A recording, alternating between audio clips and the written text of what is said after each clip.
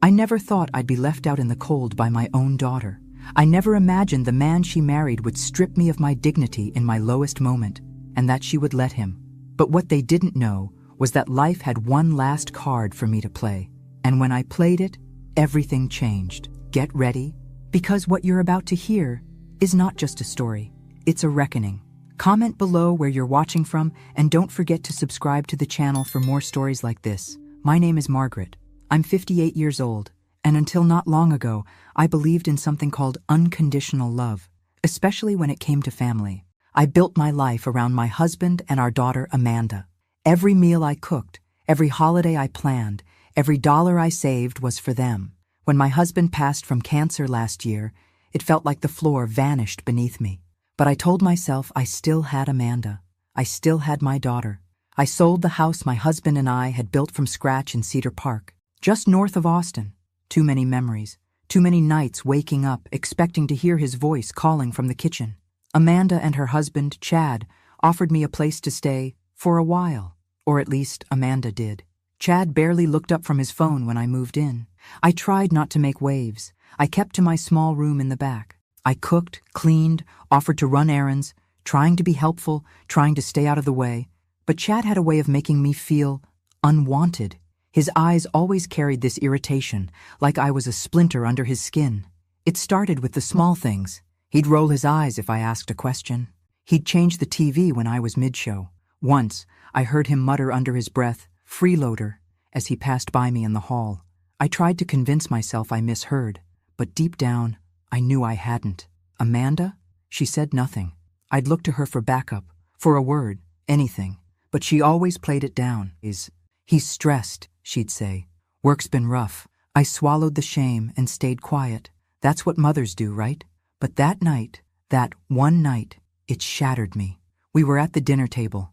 I had made chicken pot pie, his favorite. Amanda was scrolling on her phone, Chad sipping beer like he always did. The silence was heavy. Then, out of nowhere, Chad looked up and said, "You know, maybe it's time we stop pretending this is temporary. We're not a charity." Amanda froze. I stared at him. "What do you mean?" He smirked. "I mean, how long is this supposed to go on? You're not working. You're not contributing.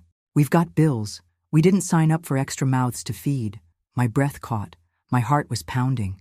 I turned to Amanda, desperate. "Amanda?" She wouldn't meet my eyes. "Maybe it's best," she mumbled, "if you find something more stable. For everyone's sake. Everyone's sake." I didn't scream. I didn't argue. I stood up, walked to my room, packed my things. 2 suitcases. That's all I had left of my life. I didn't even cry while I packed. The tears came later, when I stood outside their building, the wind biting through my coat, and realized I had nowhere to go. Amanda didn't walk me out. Chad didn't even bother pretending. I sat on the curb for an hour. My phone battery was dead. My heart was too. I remember thinking, this is what it feels like to be erased. That night, I checked into a motel, the kind where the wallpaper peels and the vending machine eats your change. I lay awake, staring at the ceiling, wondering how everything could turn so cold, wondering what I had done to deserve this kind of abandonment. The next morning, I sent Amanda a message. "I understand. I love you. Always." No reply. The next week, I sent another, then another. Birthdays, little updates. Silence. 3 months passed. Each day felt longer than the last. I tried applying for jobs, anything. But no one wanted to hire a grieving widow in her late 50s with no recent work history. I considered cleaning houses, babysitting, but my body didn't move the way it used to. The loneliness, it was suffocating. And worse than that, the shame. I had given everything to that girl. How could she turn her back so easily? One evening, as I was going through a box of old family keepsakes, trying to feel close to something, anything, I found it. My mother's old diary. I hadn't read it in years, maybe never, but something pulled me to it.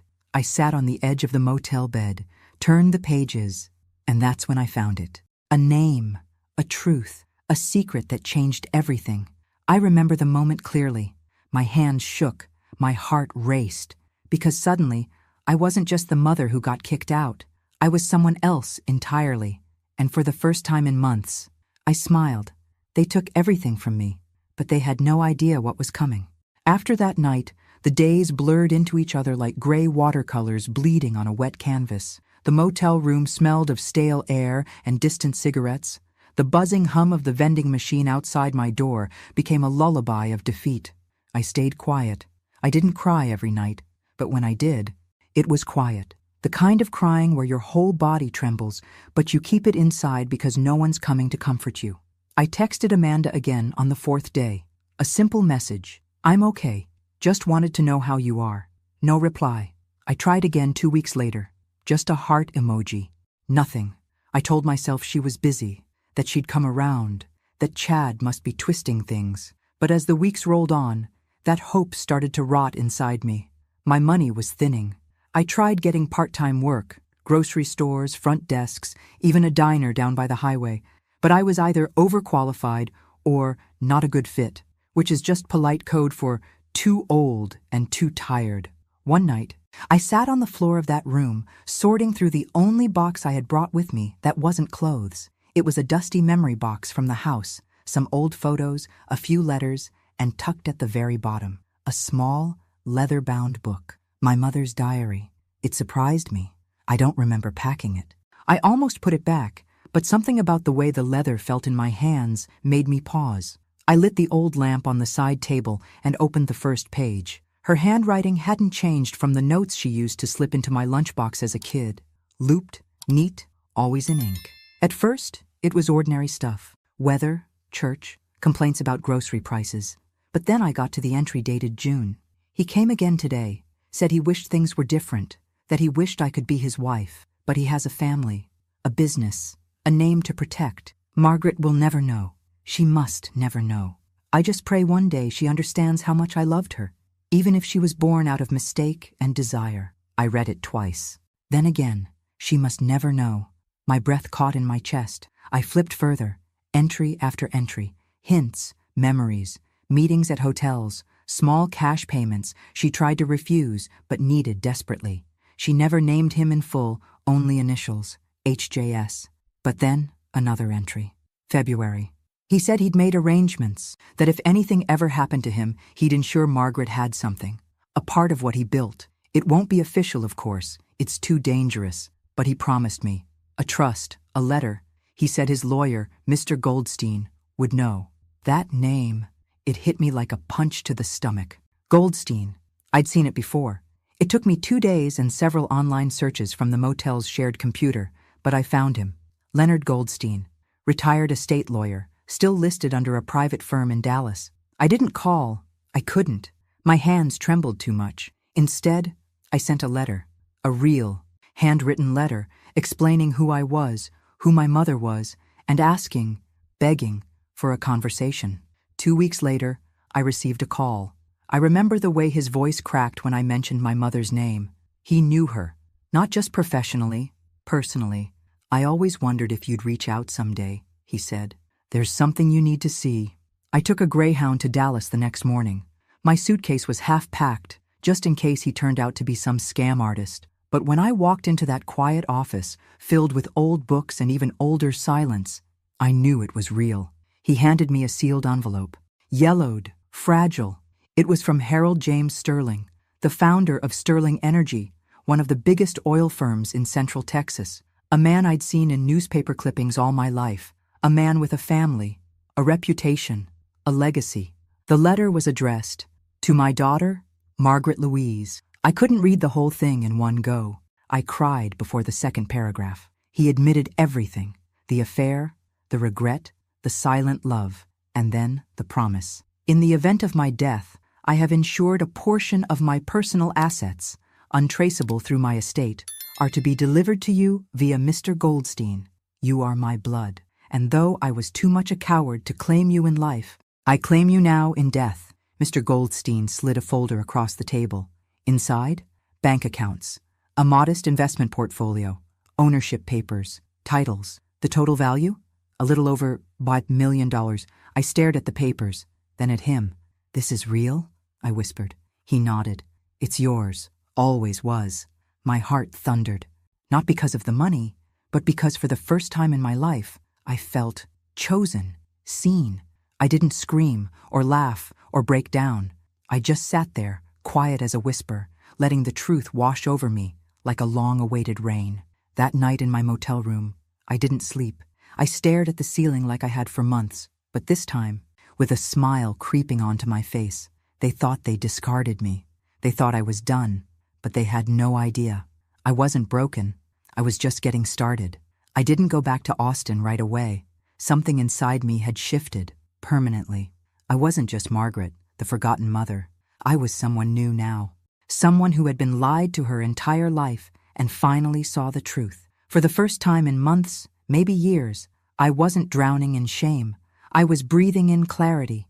I stayed in Dallas for a few more days, just walking through neighborhoods, sipping coffee in silence, watching people live their lives. People who hadn't been tossed aside like I had. And for the first time, I didn't envy them. I studied them. I wondered who among them wore smiles that masked heartache, who had been betrayed, who had clawed their way back from being invisible. Leonard Goldstein didn't just give me the inheritance. He gave me time. Time to process. Time to understand what I now held in my hands. It wasn't just wealth. It was power. And I had no idea what to do with it. But grief has a way of becoming fuel when you've been humiliated enough. When I returned to Austin, I didn't go back to the motel. I booked a short-term rental downtown, just off South Congress. Clean, modern, quiet. The kind of place Amanda and Chad would never imagine me affording. I began dressing differently, more polished, more deliberate. Not flashy, just invisible in a new way. The kind of invisible that gets you through doors. I started watching YouTube videos on investing, real estate, contracts. I learned the language of business, not because I wanted to build an empire, but because I wanted to protect myself. I would never be powerless again. That's when I found it. The listing was buried on a real estate auction site, a unit apartment building in East Austin. A little run down, but structurally sound. The location? The exact complex where Amanda and Chad lived. I sat there, staring at the screen, heart pounding. It was listed as distressed, with the owner defaulting on property taxes. Auction scheduled in 2 weeks. I didn't hesitate. With Mr. Goldstein's help, I created an LLC, an anonymous shell company. I filed the paperwork, transferred the funds, and placed the bid. I wasn't planning revenge. Not exactly. But I was going to take control of the one place they thought they ruled. The auction came and went. I won. Quietly. Legally. Entirely under the radar. And just like that, I owned the building where they lived. Where they kicked me out with 2 suitcases and a hollow excuse. Where they humiliated me in my lowest moment. I remember sitting at my desk, looking at the deed, and whispering aloud, "Let's see how Chad likes paying rent," to a mouth he couldn't feed. A month later, the notification letters were sent out to all tenants. Rents would be reassessed, lease terms reviewed, and for Chad and Amanda, the new amount was triple, not double, triple. Market value plus overdue fees. He must have exploded. I didn't need to see it to know. I could feel the rage from miles away. But it wasn't about money. It was about pride. Chad was a man who needed to feel in control, and I had just pulled the rug out from under him, silently. Amanda tried to call me 2 days after the notice. It was the first time she reached out since the night I left. I let it go to voicemail. "Mom, I don't know if you heard, but something weird's going on. Our rent just shot up, like, a lot. Chad's losing it. I don't know. Can we talk?" I didn't respond. This wasn't about vengeance. This was about gravity. They needed to feel the weight of their choices. I drove by the building once, late at night. Their lights were on. I could see shadows moving behind the curtains. Amanda pacing. Chad yelling, his silhouette unmistakable. I watched them for a minute, then drove away. Part of me felt hollow. Part of me felt vindicated. And part of me still hurt like hell. Because even now, knowing what I knew, holding what I held, I would have given anything to be invited back in. Not to the apartment, but to my daughter's heart. But I knew that wasn't possible. At least not yet. So I stayed silent. And I waited. Because sometimes, the loudest justice is the one that doesn't say a word. And I wasn't finished yet. I didn't realize how much I had changed until I saw Amanda at the grocery store 3 weeks after the rent increase. She didn't see me. I was 2 aisles over, hidden behind a rack of discounted cereal. She looked tired. Not just tired. Worn down. Her hair was tied back sloppily, the way she used to do when she'd been crying. Her cart was half empty, mostly cheap staples, rice, eggs, a few off-brand cans. I should have walked away. I didn't. I followed her through the store at a distance, heart pounding like I was doing something wrong. She paused in front of a small box of mac and cheese, then looked down at her phone. A text from Chad, maybe. Her shoulders sank. She put the box back. That moment broke me. Not because I pitied her, but because I remembered the little girl who used to run to me crying when she scraped her knee, the one who asked me every night to check for monsters under her bed. And now, she was living with one. I drove home that day and sat on the couch in silence for hours. I stared at the window, thinking about how life had twisted us into strangers. But I reminded myself, this wasn't punishment. This was consequence. And consequence was long overdue. I had plans now. Not just the building, but a quiet, slow chess match. Every move calculated, every step thoughtful.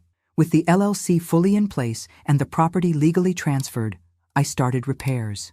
Small ones at first. Leaks, broken locks, flickering lights. Chad never noticed. He was too distracted by the rent increase, yelling at the property manager by email, demanding answers. But I knew him, knew how his ego worked. He wasn't going to move. He'd see that as defeat. And Amanda? She'd follow his lead, as she always did. So I kept going. I changed the property signage, had a security camera installed near the lobby, updated the tenants' mailboxes, all under the name of my company, ML Holdings, short for Margaret Louise. No one knew who was behind it. Then came the notice, annual inspections, mandatory. Chad sent a furious response through the tenant portal, filled with empty threats and self-righteous indignation. I smiled reading it. He was unraveling, and I didn't need to lift a finger. Meanwhile, I was becoming someone I barely recognized. I wore my hair differently now, sharper clothes. I walked with purpose. I started joining small business meetups under a pseudonym, learning the ropes of real estate, building connections. No one asked about my past. They only saw a quiet, composed woman with sharp eyes and cash on hand. The best disguise is the truth you don't say. One morning, I passed Amanda and Chad in the parking lot as I exited a tenant meeting. I kept my sunglasses on, hair tucked into a sleek bun, documents in hand. Amanda barely glanced at me. Chad didn't recognize me at all. Later that night, I sat in my living room, sipping tea, thinking about how strange it felt to walk right past your own child and be invisible. Not because you're weak, but because you're stronger than they remember. They couldn't see me now because they only knew the version of me they used to control. And that woman was gone. The calls from Amanda continued. Soft, hesitant voicemails. Hi, Mom. Just wanted to see if maybe you had time to talk. I know things have been complicated. I didn't return them. Not out of cruelty, but because I needed her to feel the void she created. And every time I felt doubt creep in, I opened my mother's diary. I read those words over and over again. Margaret will never know. She must never know. But I did know now, and with that knowledge came a kind of armor no one could tear through. I was no longer the woman begging to stay under their roof. I was the woman who owned it. I always believed revenge wasn't about getting even. It was about balance. Justice without fire, a correction, not a war. But when I saw the email response from Chad after he received the notice of his rent increase, I'll admit, a small flicker of satisfaction lit inside me. Subject, rent increase? This is absolutely unacceptable. This must be a mistake. Tripling our rent? That's extortion. I demand to speak to whoever owns this dump. We've lived here for 3 years and never been late once. This is robbery. He signed it, Chad D. Harmon, like his name meant something. I read the email 3 times and then forwarded it to my property manager with a simple note. Please respond using Standard Clause C regarding market rate adjustments. No special exceptions. Chad wasn't just angry. He was stunned. His arrogance never made room for the idea that someone could outmaneuver him. He'd become so used to being in control that the idea of answering to a faceless landlord drove him mad. Amanda tried calling me again that same night. The voicemail was different. No pretense. Mom, I know you're not picking up, but I really need to talk to you. Things are rough right now. Chad's upset. He's taking it out on everything. We're trying to figure things out. I miss you. I do. Her voice cracked at the end. For a moment, my fingers hovered over the screen. I could call her back, tell her it would be okay. that I'd fix everything, but I didn't. Because it wasn't okay. And I couldn't keep fixing the messes she helped make. Amanda had let him throw me out like I was nothing more than a bill they couldn't afford. And now that the pressure was on her, she remembered how to dial my number? No. Let her sit with the silence a little longer. The next week, I authorized additional upgrades on the property. New exterior paint, hallway lighting, landscaping improvements. Chad's rent wasn't just a punishment. It was funding improvements for the other tenants. That was the irony. Everyone else benefited. He just couldn't see it. He began leaving angry notes under the office door. The water pressure sucks. Trash is piling up. If this is what we're paying for, it's a joke. Every note went unanswered. Amanda stopped leaving messages. She started texting instead. Short ones. Hey, can we talk? I really need you. Then silence again. Meanwhile, I watched the bank statements roll in. ML Holdings was stable, profitable even. The other tenants were quiet, respectful, and paid on time. It was only Chad making noise, and Amanda caught in his storm. But things changed when I received the quarterly report from the building manager. Attached were photos of Chad and Amanda's unit. The bathroom had mildew, kitchen tiles cracked, mail stacking up on the floor. They were cutting corners, living lean. I should have felt pity. Instead, I felt clarity. This wasn't just about rent. It was about power. And Chad was losing it fast. Word around the building was he'd started taking on extra hours at work. Amanda was seen crying on the back steps one afternoon by another tenant. They were unraveling from the inside out, and I didn't have to say a single word.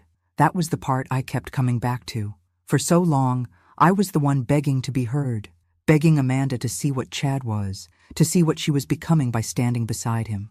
Now, they were choking on their own silence, and I was watching from above, literally.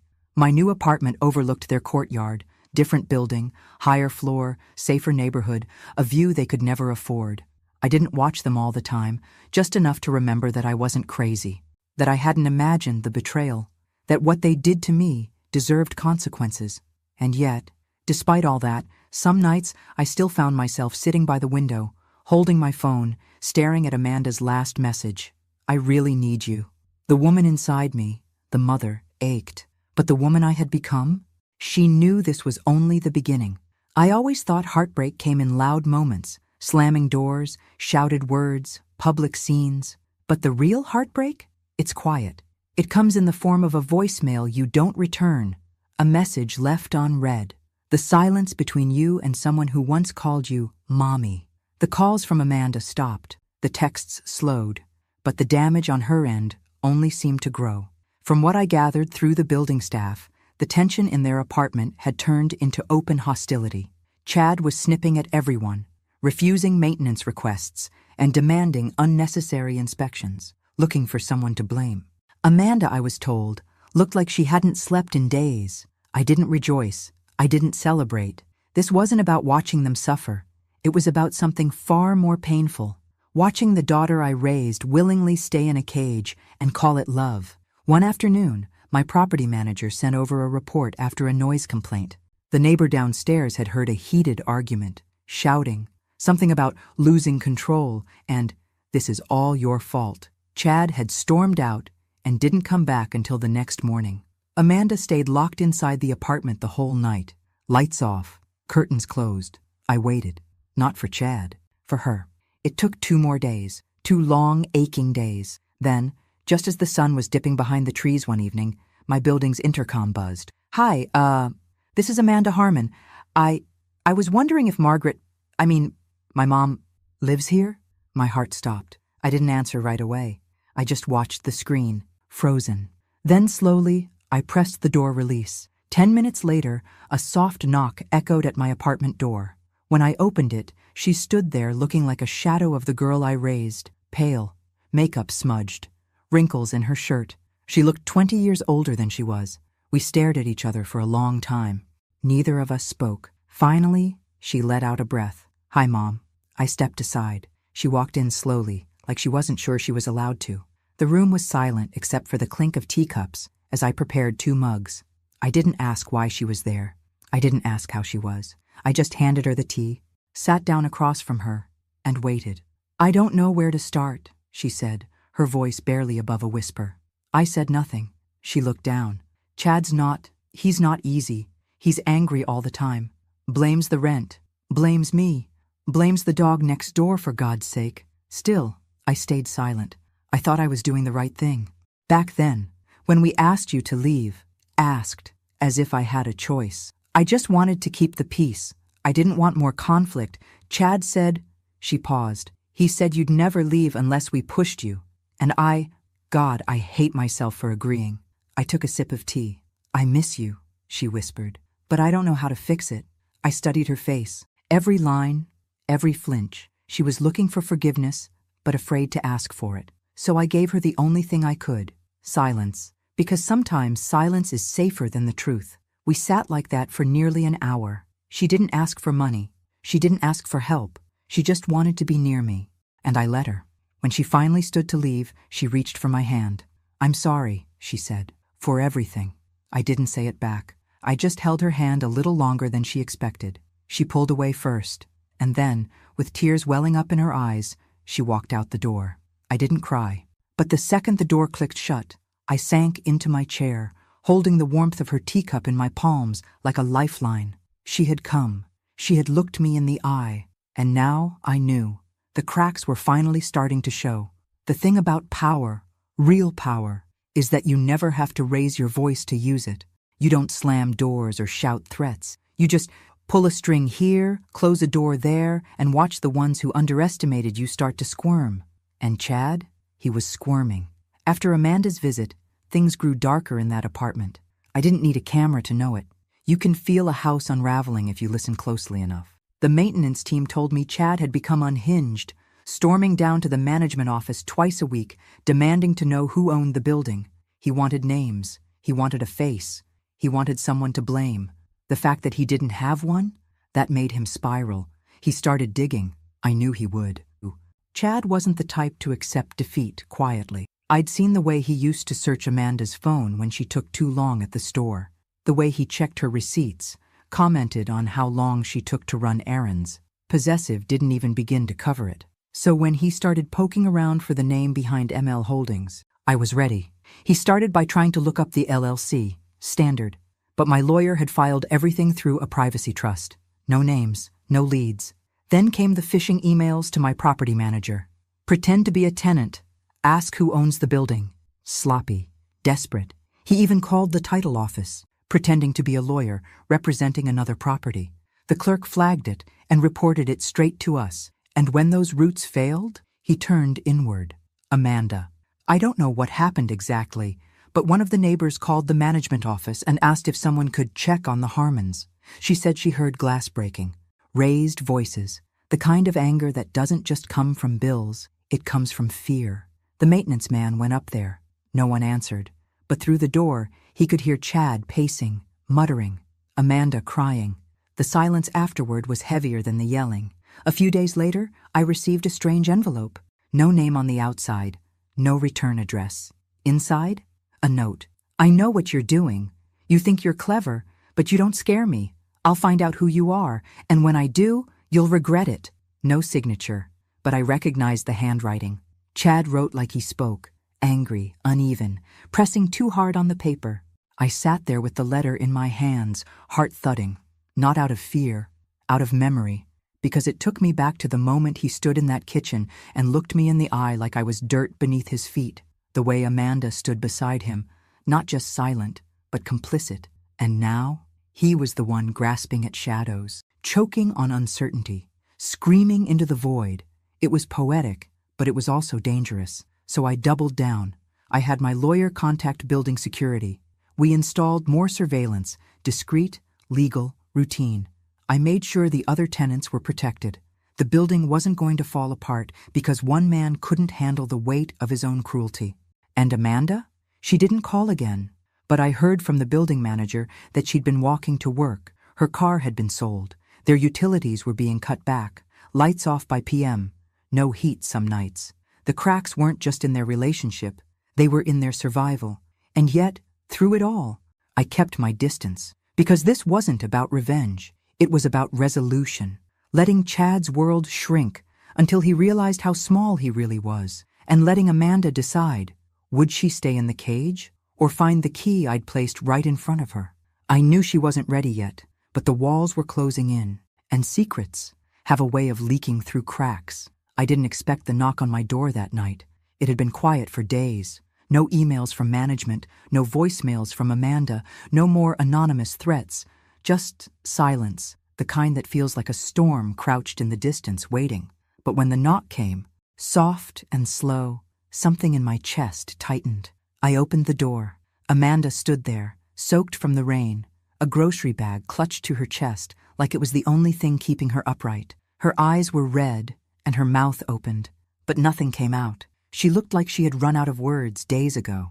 I stepped aside. She walked in slowly, dripping water on the hardwood floor. I handed her a towel, and we moved without speaking. I warmed the kettle, poured 2 mugs of chamomile tea.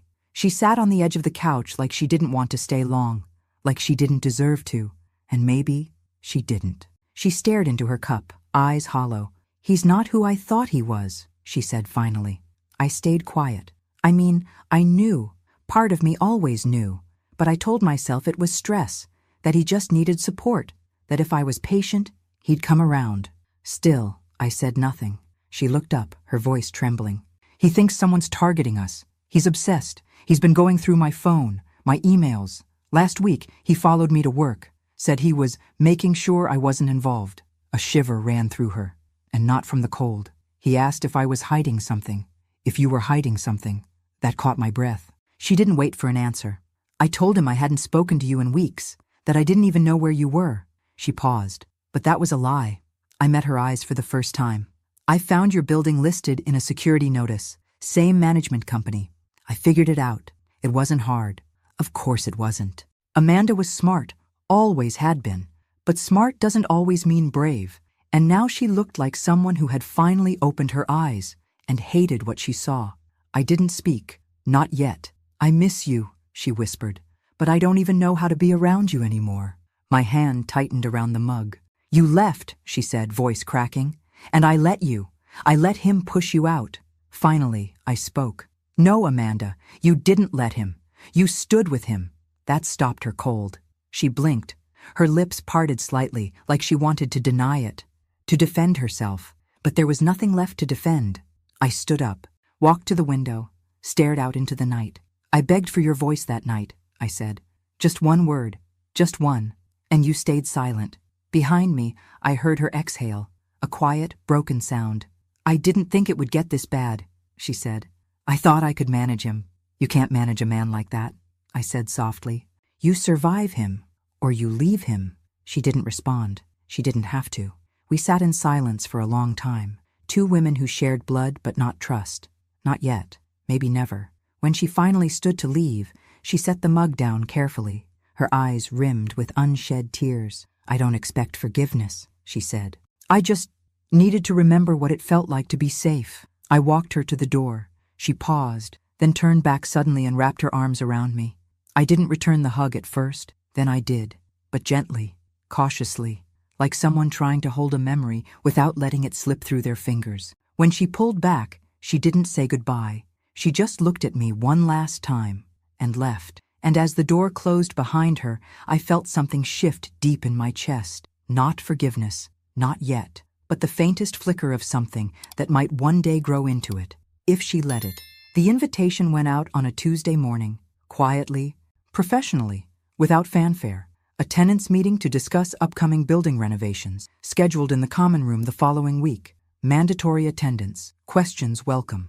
I knew Chad would be there. I knew he wouldn't be able to resist. He wanted a name, a face, someone to point a finger at. He had no idea he'd be walking right into the hands of the woman he discarded like a broken appliance. The day of the meeting, I arrived early. I wore a charcoal gray blazer and dark jeans. Simple, elegant, unrecognizable. My hair, now in soft waves, brushed my shoulders. I looked nothing like the woman who once begged for a sliver of dignity at Amanda's kitchen table.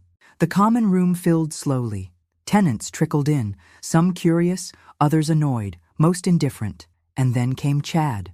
He stormed in with the swagger of a man expecting confrontation, Amanda trailing behind him like a shadow. He didn't look around, didn't notice me. He only saw the property manager at the front and went straight to him. "Where is she?" he demanded. "I want to speak to the person in charge, today." The manager remained calm. "All questions will be addressed during the presentation." Chad scoffed. Amanda looked down at her shoes. I sat near the back, silent. The presentation began. Routine announcements, upgrades, timelines. The new security system, the updated landscaping, the improved insulation, practical changes, smart decisions. All funded in part by the very rent Chad had so bitterly protested. Then the manager paused. "We'd like to thank ML Holdings for their commitment to revitalizing the property and prioritizing tenant comfort. The owner is here today should anyone have questions." I stood up. The room turned. I walked slowly toward the front, calm, steady. Every step a quiet drumbeat in my chest. Chad's face twisted in confusion, then disbelief. Amanda's mouth parted in shock. I turned to the room. "Good evening," I said. "My name is Margaret. I'm the owner of this building." You could hear a pin drop. Chad stood up so fast his chair scraped the floor. "You? This is a joke. What kind of game is this?" I looked at him, really looked at him, and saw the cracks he had tried to hide, the sweat behind his collar, the puffiness under his eyes, the panic. "No game," I said softly. "Just business." He took a step forward. "You manipulated this. You've been behind this the whole time. You raised our rent. You're trying to ruin us." I held my ground. "I gave you a roof. I made improvements. I treated every tenant equally.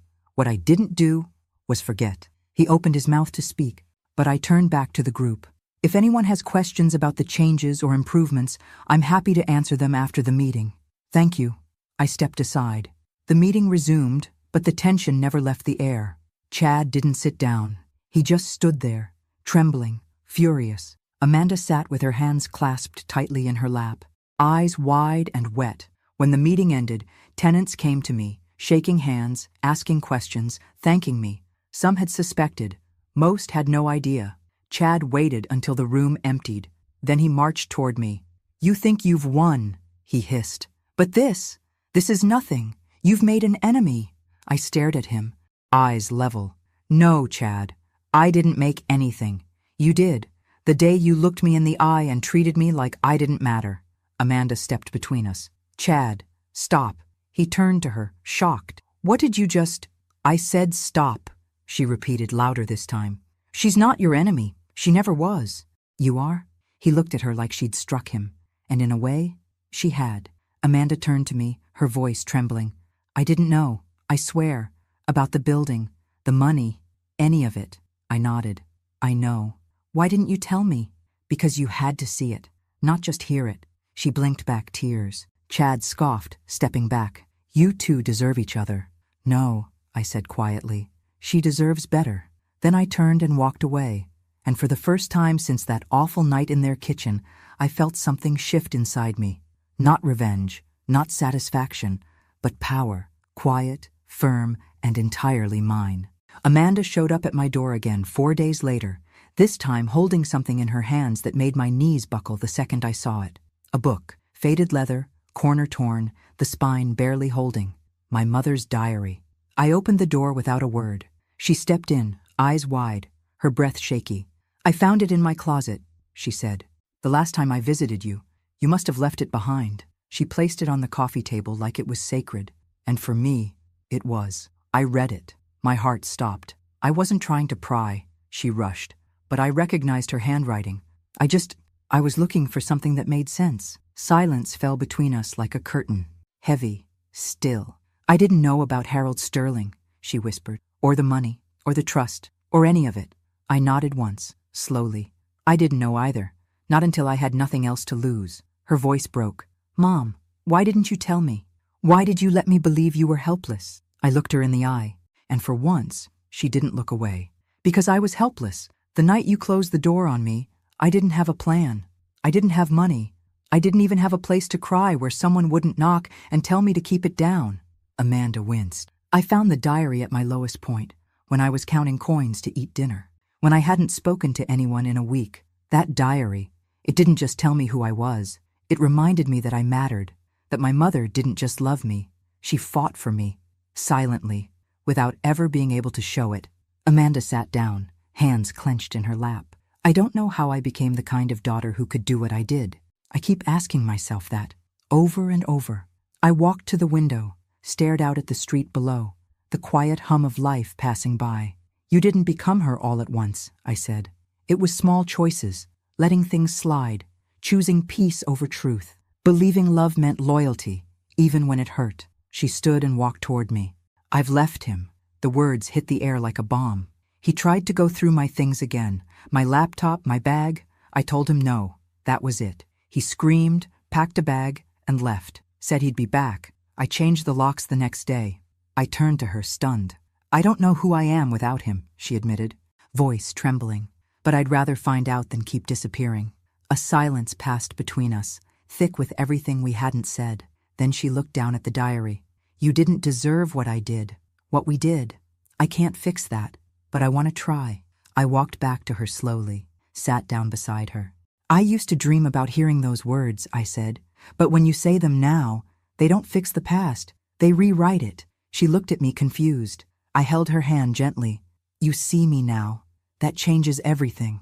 We sat there together for a long time. The kind of silence that doesn't hurt, but heals. The kind that comes after truth has finally had its say. Before Amanda left that night, she paused at the door. You didn't raise me to be weak, she said. I just forgot how strong you were. I smiled softly. No, I said. You didn't forget. You just stopped looking. And now she was seeing everything. Not just who I had become, but who I'd always been.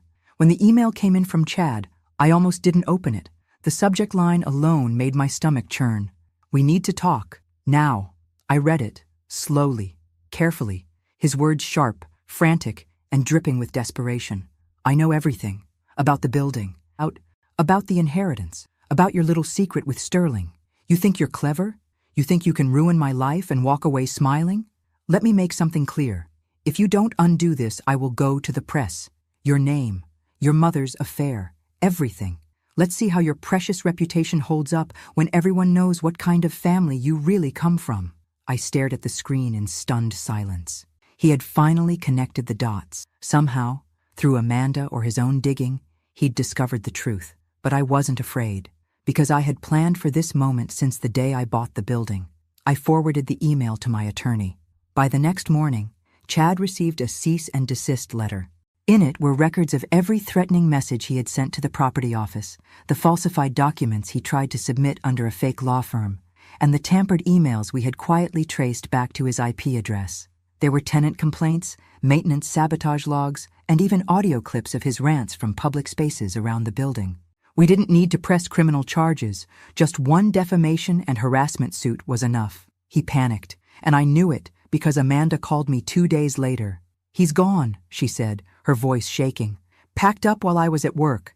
Left a note saying he was being hunted. Said you ruined his life. He ruined his own, I said quietly. Amanda was silent. Then, I'm sorry. Again, for ever thinking he deserved my silence. You were scared, I replied. I've been there. Fear makes you small, but you don't have to stay that way. It wasn't long before Chad tried to retaliate, posting vague rants on social media, implying corruption, betrayal. He never named names. He couldn't afford to. Not after the second letter from my attorney threatened legal action for every word he published. He went quiet after that. Publicly, at least. Privately, I knew he'd never forget the day he realized the woman he kicked out with 2 suitcases and a tired face now owned the roof over his head, the lease under his name, and the keys to every locked door he once slammed in mine. Amanda, on the other hand, was transforming.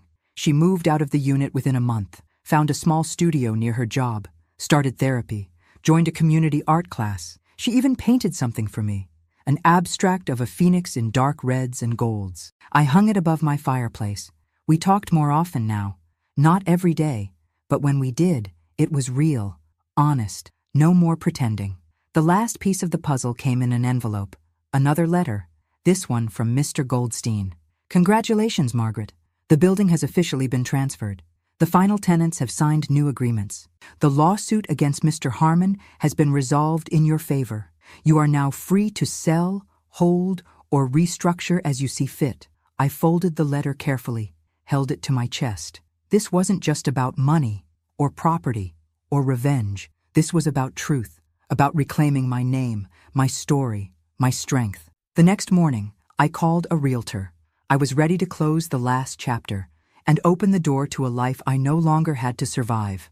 I could finally live it, on my terms. I sold the building in late spring. The final paperwork was signed on a bright, cloudless Tuesday. No fanfare, no ceremony, just a quiet click of a pen, a firm handshake, and the weight of 3 years of grief, betrayal, and silence finally lifting off my shoulders. The money was wired to my account the next day, but I didn't celebrate. Instead, I wrote a check, a large one. Half of the proceeds went to a local shelter for women and children in crisis, the kind of place I wish I had known existed the night I stood on that curb with 2 suitcases and no one to call. I asked them to build a wing named after my mother, the Eleanor House.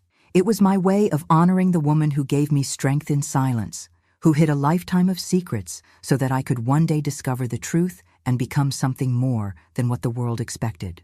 The other half? I used it to buy a small house. It wasn't extravagant, just a charming little 2-bedroom on the same street where I grew up in Cedar Park. Oak trees out front, a porch swing, enough space for quiet, for healing, for growing tomatoes if I ever felt like trying. The day I moved in, Amanda helped carry boxes. She didn't say much, neither did I. But after we finished unpacking, she sat beside me on the porch swing, legs tucked under her, eyes scanning the street like she was trying to recognize the girl she used to be. "I remember riding my bike here," she said softly. "Before everything got complicated." I nodded. "You were always safe here," I told her. "I forgot how that felt," she whispered. "We didn't talk about Chad. We didn't need to. His chapter had closed without a dramatic ending, just silence. He disappeared into a new city, a new job, probably a new lie, but not before signing a non-disclosure agreement and quietly dropping his threats. The last thing he wanted was another legal battle, or worse, for the world to see the truth about him. He was a ghost now. Amanda stayed for dinner. We made grilled cheese sandwiches and tomato soup like we used to when she was little. She laughed when she burned one side. I laughed when she tried to blame the pan. It was the first real laughter we had shared in years. That night, after she left, I stood at the window, holding a cup of tea in both hands, watching the moonlight stretch across the front lawn. And for the first time in a long, long time, I said the words out loud. "I forgive you." Not to Amanda, to myself. Because that was the hardest part, not rising from the ashes, but learning that I was never the fire they tried to extinguish. I was the spark they underestimated. They taught me that silence was weakness, but I learned how to weaponize it. They tried to erase me, and I became someone they could never forget. I sat down on the couch, opened the diary one last time, and tucked a note inside for Amanda to find someday. You don't need their love to be worthy. You don't need their approval to be strong. You only need the truth, and to never, ever forget who you are. The clock ticked softly in the background. My tea grew cold in my hands, but my heart, it was finally warm. I didn't need to scream. I didn't need to win. I just needed to be who I was all along. And now, finally, I was home. Thanks for listening. Don't forget to subscribe and feel free to share your story in the comments. Your voice matters.